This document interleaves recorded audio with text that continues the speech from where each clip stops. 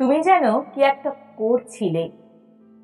কি করছিলে প্রথমে বুঝতে পারিনি।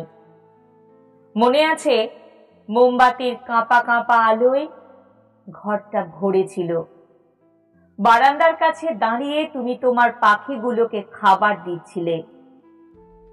তুমি আমার দিকে পেছন ফিরে দাঁড়িয়েছিলে। কাঁধ অবধি তোমার কালো রেশমি চুলে আলোর আঙুলগুলি পিছলে যাচ্ছিল। ঘরের দরজাটা খোলা ছিল।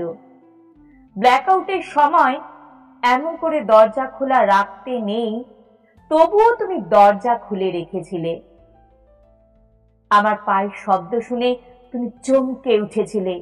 চমকে উঠে পেছন ফিরে চেয়েছিলে। হেসে বলেছিলে, ও তুমি, বসো, আমি আসছি। আমি বসে তোমাকে দেখছিলাম, তোমার পাখিগুলোকে দেখছিলাম। অনেকগুলো পাখি, ছোট ছোট হলুদ নীল পাখি, বোকা বোকা গোল গোল মুখ, ভাষাহীন চোখ, কিন্তু ভীষণ নরম, সুখী আর আদুরে পাখিগুলো। তুমি একদিন বলেছিলে, ওগুলোর নাম লাভ বার্ডস। পাখিগুলো প্রতি মুহূর্তে স্বাধীনতা চায়। যতক্ষণ ক্লান্তিতে না ঘুমিয়ে পড়ে, ততক্ষণ খাঁচার এ দেওয়ালে ও দেয়ালে আছড়ে মরে। দিনের বেলায় তোমার বারান্দা থেকে আকাশ দেখা যায়, একটা পুরনো অশ্বত্থ গাছ দেখা যায়। অশ্বত্থ গাছে তাগড়া বের করা কাকেরা ভিড় করে। ওরা দেখতে ভালো নয়, তাই ওদের কেউ বন্দি করেনি। স্বাধীনতার আকাশ ভরা উষ্ণ রোদ্দুরে ওরা শীতের দুপুরে উড়ে উড়ে বেড়ায়। আর তোমার পাখিগুলো নরম সুন্দর। ভালোবাসার পাখিগুলো শুধু সুন্দর বলেই খাঁচায় বন্দি থাকে আর ডানা আছড়ায়। তুমি ফিরে এলে। আসার আগে পর্দাগুলো ভালো করে টেনে দিয়ে এলে, যাতে বাইরের আলো না যায়।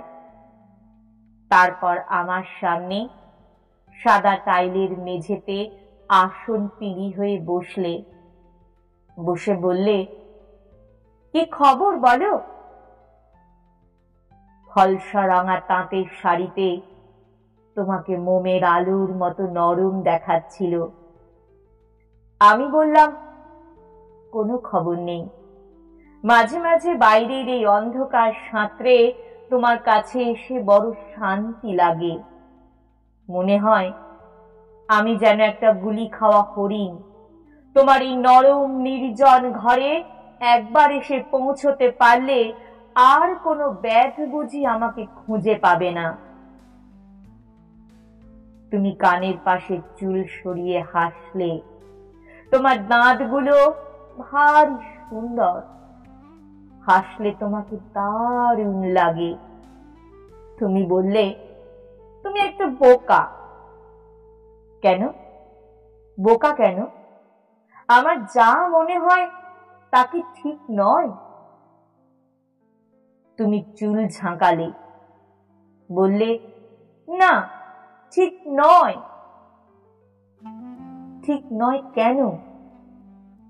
ঠিক নয় এই জন্যে যে শান্তি তোমার বুকের মধ্যেই থাকে সব সময়, অশান্তির পাশাপাশি। তবে তুমি হয়তো তা খুঁজে পাও না। বিশল্যকরণীর মতো তা হয়তো তোমার বুকের মধ্যে জমাট বাঁধা পাথরের আড়ালে আড়ালে লুকিয়ে থাকে, বুঝলে? তারপর একটু থেমে বললে, আমার কাছেও শান্তি নেই। তাছাড়া তুমি যেমন জানো, তোমার মতো অত বড় বড় ভাবনা, বড় বড় কথাও আমার জানা নেই। আমি আমার জীবনকে ভীষণ ভালোবাসি। এই জীবনের প্রতিটি মুহূর্ত আমি ভালোবাসি। জীবন সম্বন্ধে আমার দারুণ দারুণ উচ্ছ্বাস। এটা করব, সেটা করব, যা করতে ভালোবাসি তাই করব। কারো বারণ শুনবো না, মানা মানবো না। তোমার মতো অত শত ভাবনা ভাবার সময় কোথায় আমার বলো? যাকগে, এসব কথা যাক। তুমি কি খাবে বলো, আগে সেটা তো বলো। কি রান্না করেছো তুমি?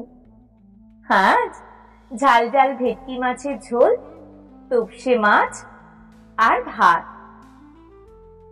আমি আসবো তুমি জানতে বুঝি? জানতাম তো, আমার মন বলছিল। রজত এখনো ফেরেনি, তিনি আজ দেরিতে ফিরবেন। অফিসের কাজ বুঝি?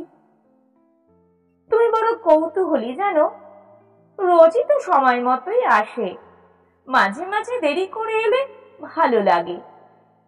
আমি নিজেকে নিয়ে একটু একা সময় পাই, একটু ভাবি জীবনে কি চেয়েছিলাম, কি পেলাম, এবং এই পাওনাটুকুর বদলে কতখানি মূল্য দিলাম।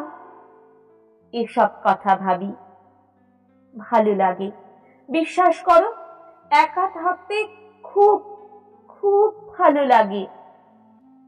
আমি যে একটা আলাদা মানুষ, আলাদা ব্যক্তি, আমার মনের মধ্যে যে একটা আলাদা জগৎ আছে আমার, যা একেবারে আমার নিজস্ব, তা ভেবে ভারী ভালো লাগে। এত কথা এক নিঃশ্বাসে বলে ফেলে তুমি বললে, কি হলো, তুমি চুপ করে আছো যে, কথা বলবে না? তুমিই বলো, শুনতে ভালো লাগছে। যাই বলো, তোমরা পুরুষ মানুষরা কিন্তু কোনো সময়ই আমাদের শরীর পেরিয়ে আমাদের দেখতে শিখলে না।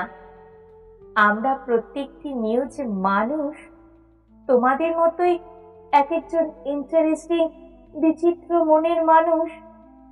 এ খবর তোমরা কখনো রাখলে না। মাঝে মাঝে ভগবানের উপর রাগ হয় জানো, এই মেয়েদের শরীর নিয়ে জন্মেছি বলে। তুমি কি আমাকেও বলছো? না, ঠিক তোমাকে বলিনি, সকলকে বলছি। তুমি অন্যরকম জানি, নইলে তোমার বই পড়ে তোমার সঙ্গে এমন করে আলাপ করতে দৌড়ে যাব কেন বলো? তুমি জানো না, কতদিন কতদিন আমি ফোন ডায়াল করে রিসিভার নামিয়ে রেখেছি, কতদিন কত চিঠি লিখেছি তোমাকে, লিখে ছিঁড়ে ফেলেছি, পোস্ট করা হয়নি।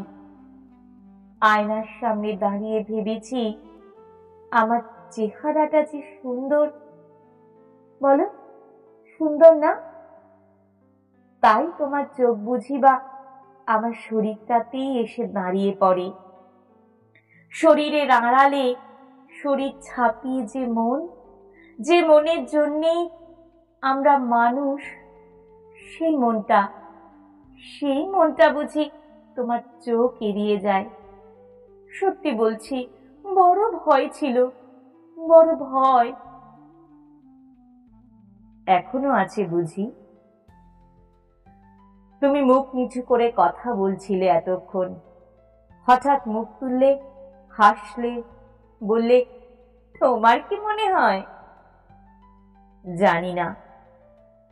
তুমি আবার হাসলে, বললে, তাহলে নাই জানা থাক। তারপরই বললে, তুমি কি ভাবো বলো তো সব সময়? কি ভাবো এত? আমি কথা বললাম না। আবার তুমি বললে, আমি জানি তোমার খুব দুঃখ আছে কোনো, সে দুঃখ তোমাকে কেবলই অন্যমনস্ক করে দেয়। কিসের দুঃখ? তোমার সেদিনের লেখাটা পড়লাম। আচ্ছা, তোমার নায়িকারা সব এমন নিষ্ঠুর কেন বলতে পারো?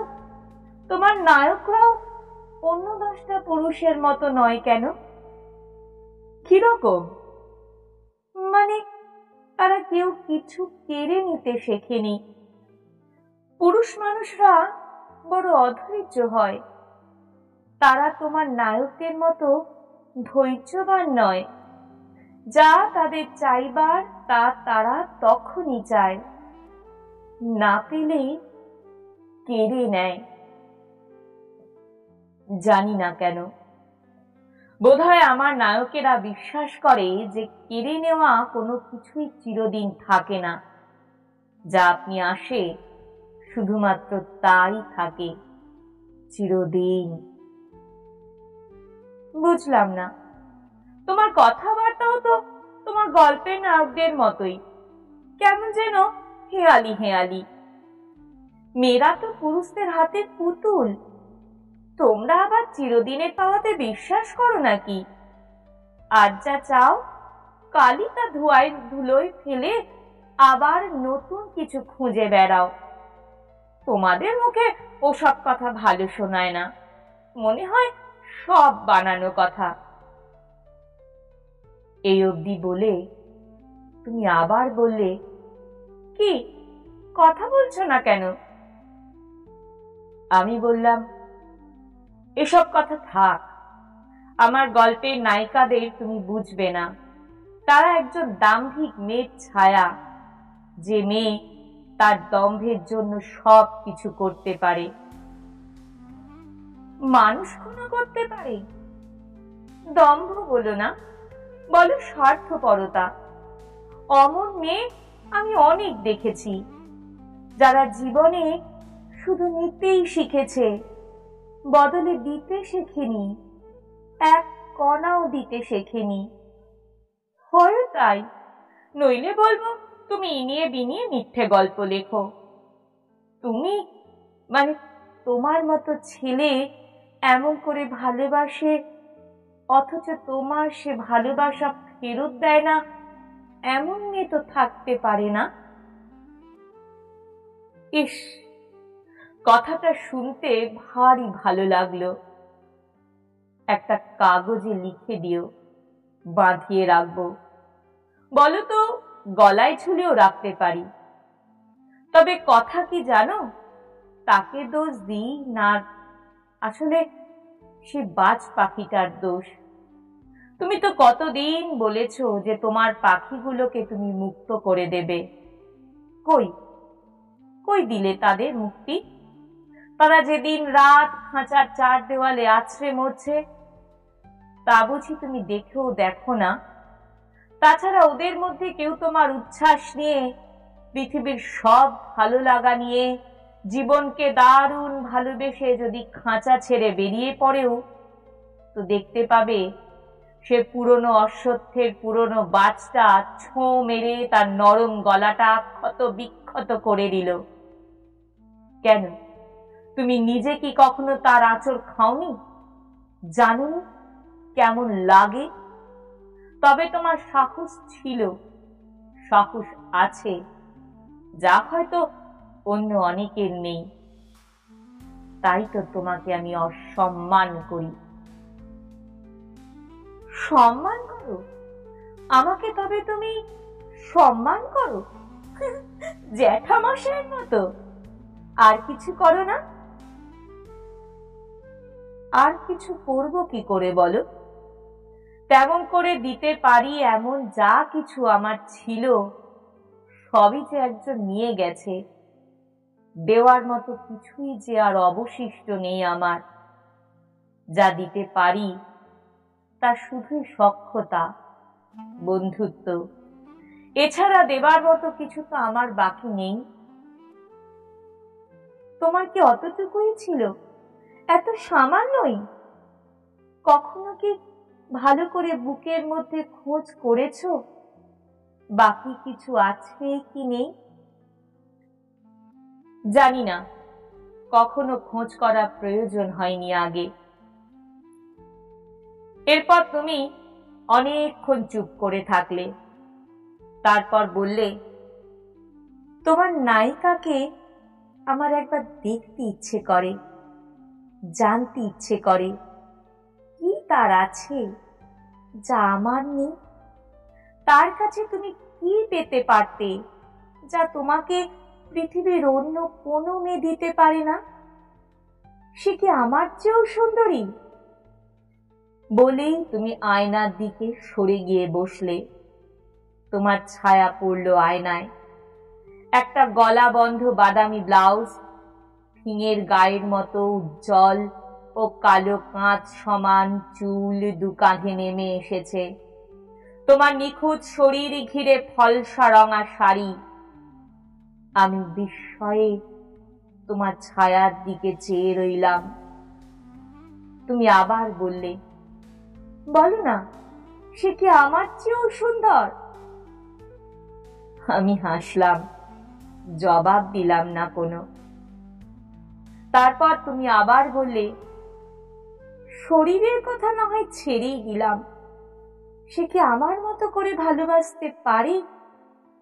আমি একজন বিবাহিত ভদ্রলোককে ভালোবেসে যে ত্যাগ স্বীকার করেছি, তোমার সে বাজ পাখির হাতে প্রতিদিন যে লাঞ্ছনা সহ্য করেছি, সে কি তা করতে পারতো তোমার জন্যে?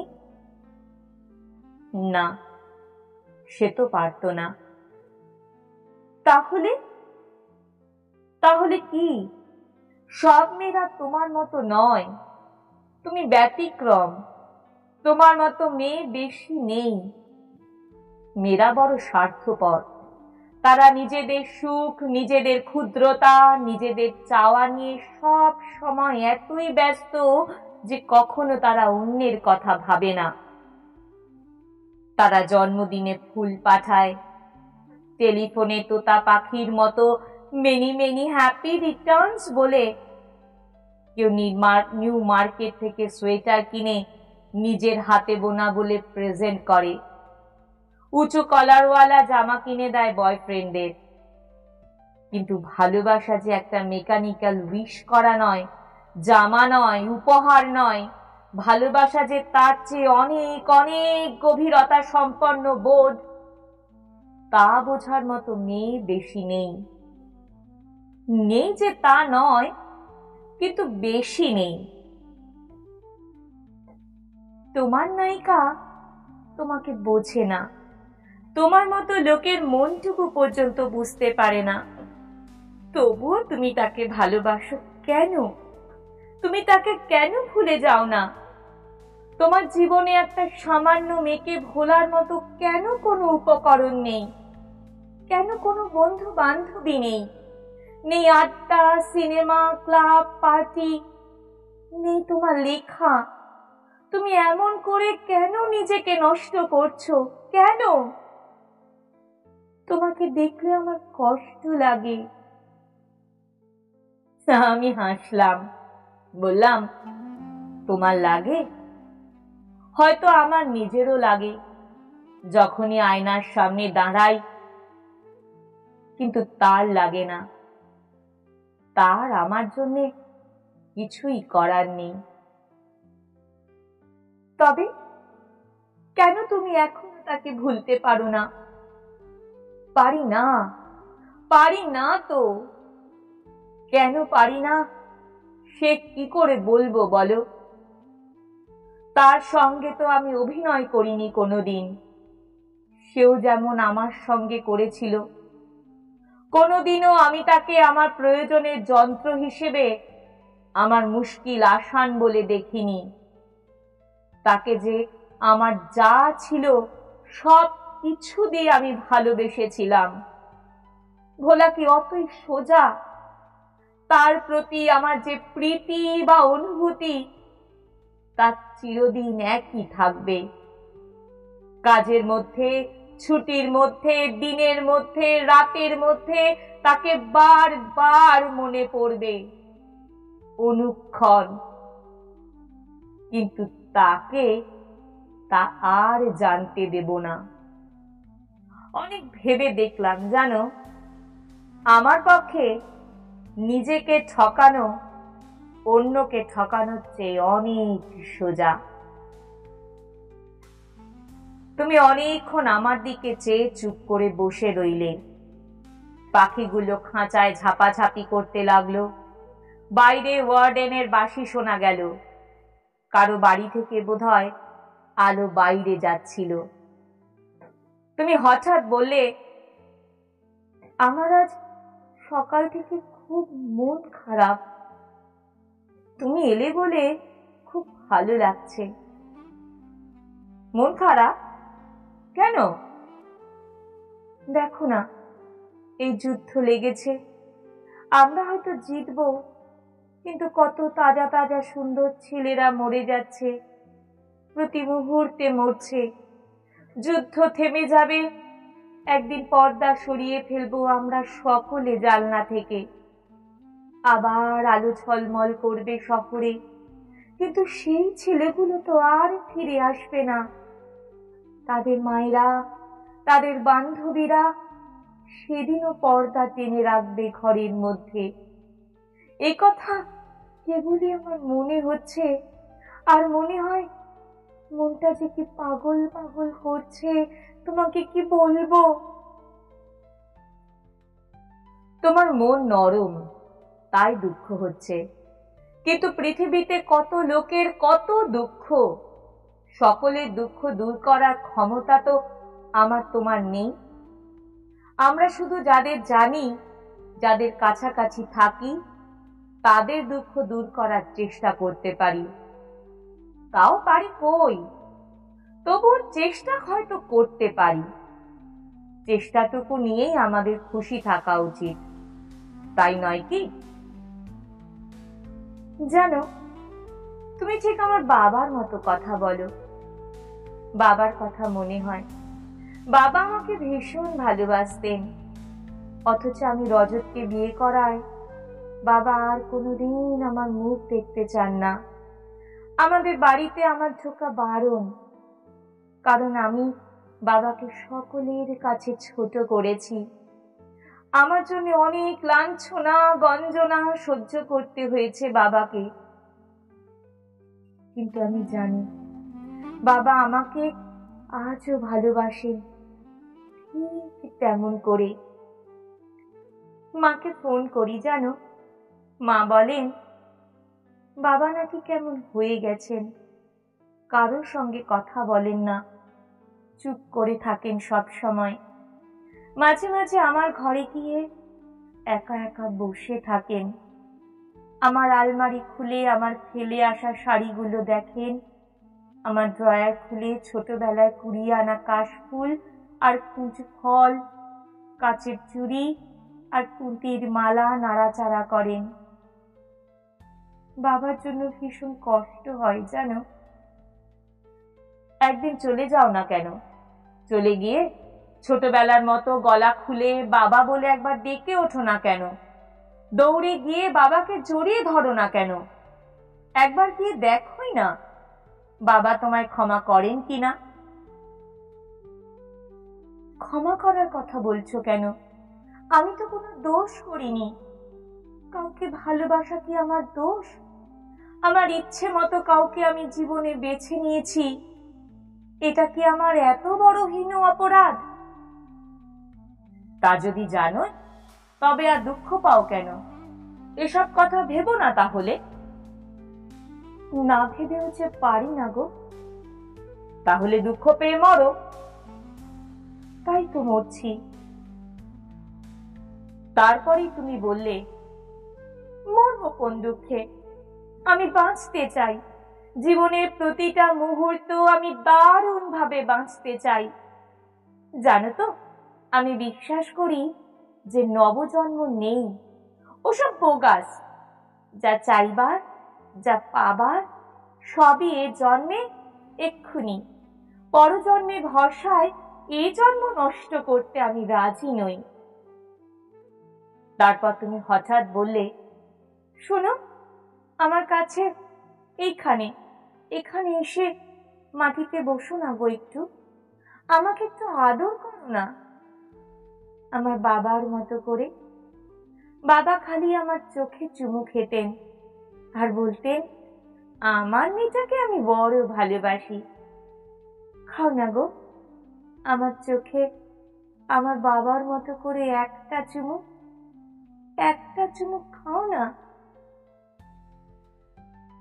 আমি মাটিতে নেমে এসে তোমার চোখে চুমু খেলাম।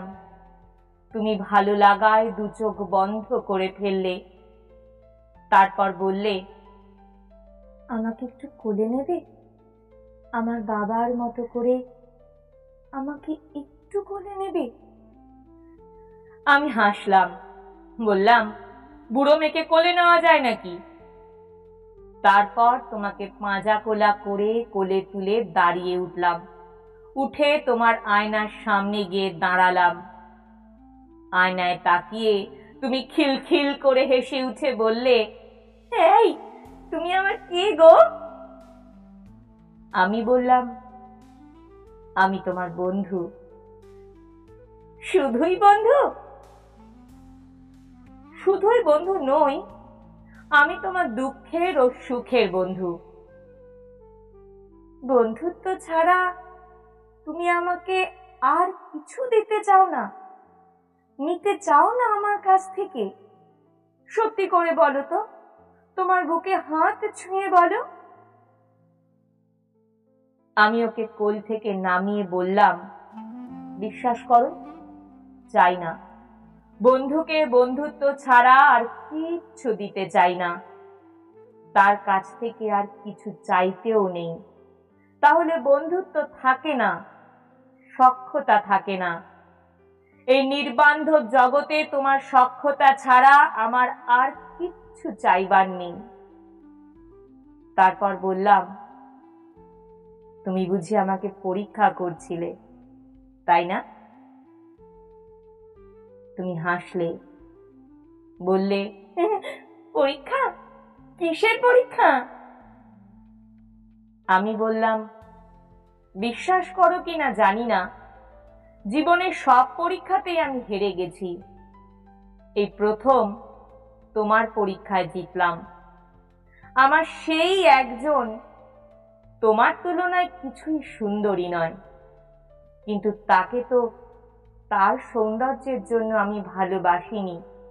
আমি তাকে তার সমস্ত কিছুর জন্য ভালোবেসেছিলাম। তার চোখ চাওয়া, তার হাসি, তার ব্যবহার, তার আত্মসম্মান জ্ঞান, তার হৃদয়হীনতা, এই আমার ডেস্টিনি। ভাগ্যকে খঞ্জাবো এমন কোনো জোর তো আমার নেই। বিশ্বাস করো, আজ আমিও এই প্রথম হেরে গেলাম।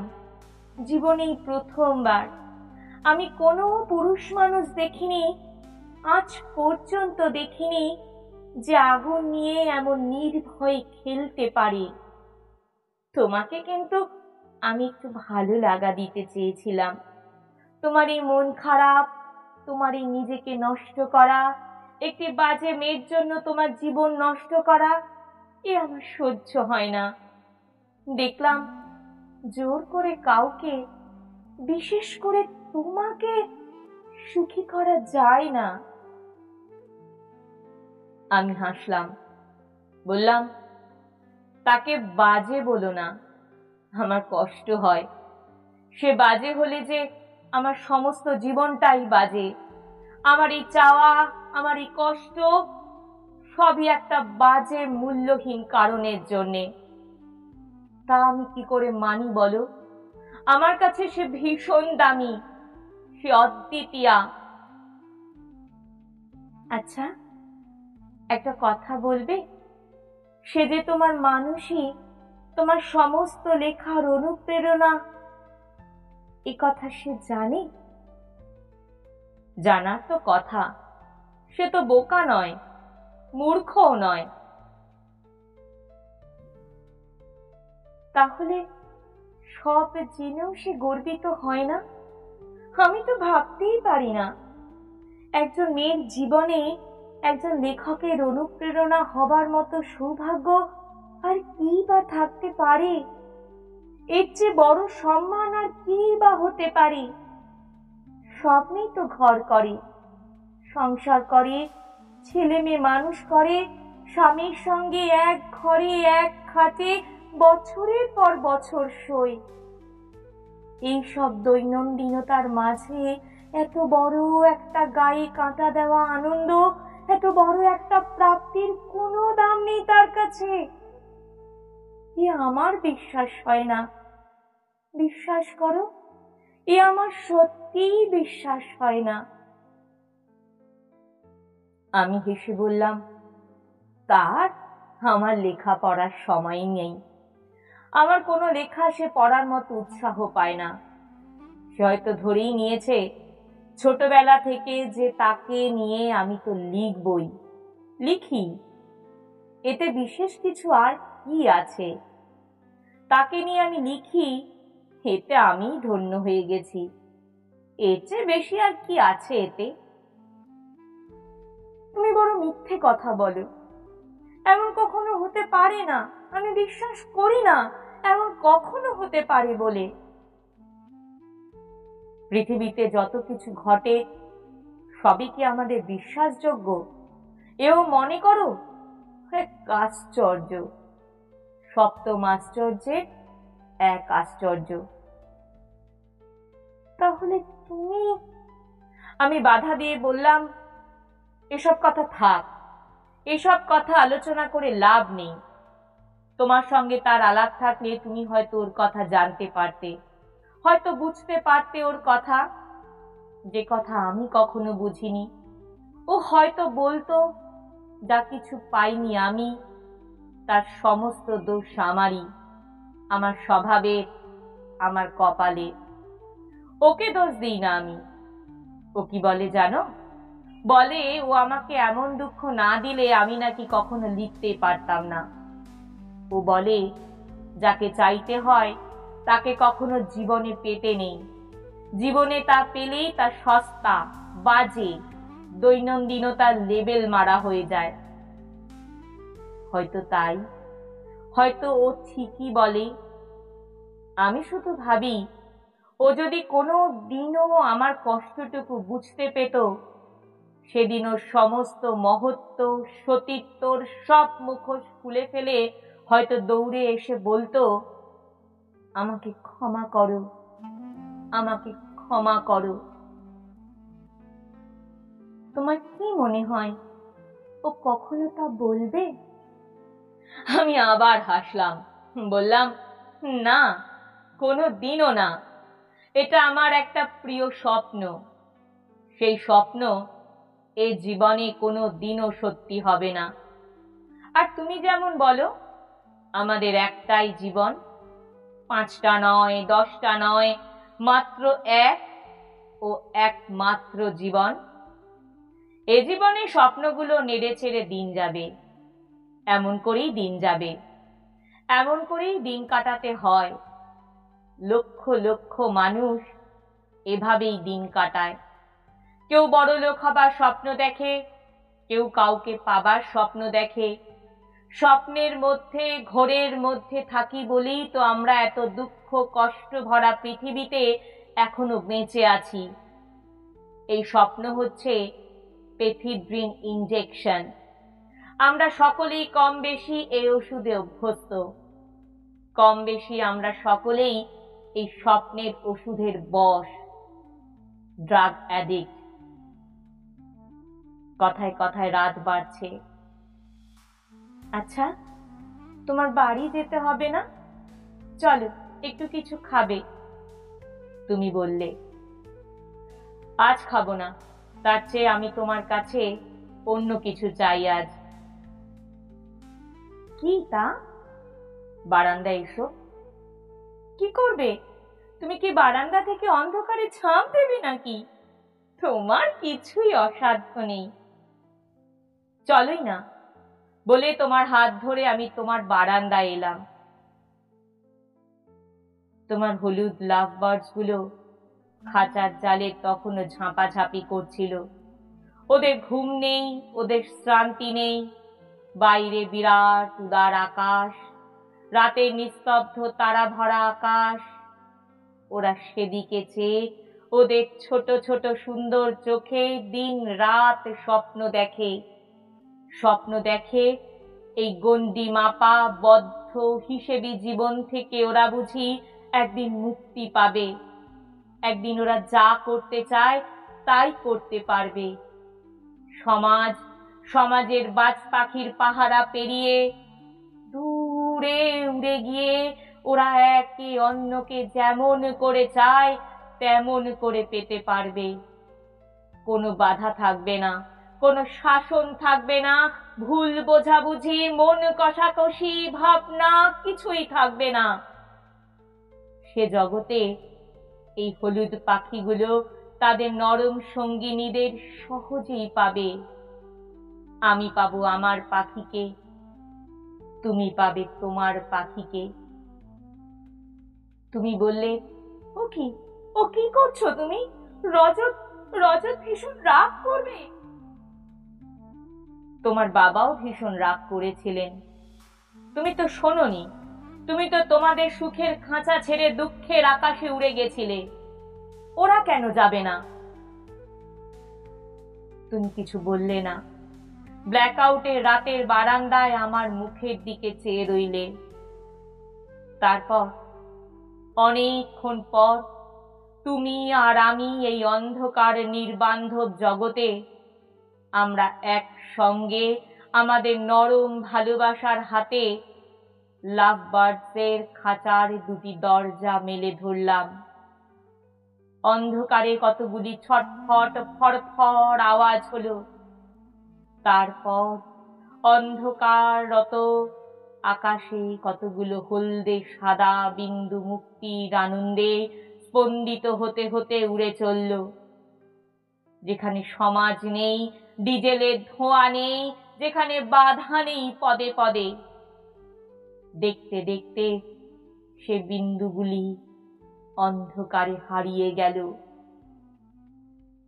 আমি আর তুমি শুধু দাঁড়িয়ে রইলাম আর নিরুচ্চারে শুধলাম, জানি না কাকে, এই ইট কাঠ পাথরের খাঁচা থেকে আমাকে, তোমাকে, আমাদের মতো লক্ষ লক্ষ ভালোবাসার নরম পাখিদেরকে কে মুক্ত করবে? কেউ কি মুক্ত করবে?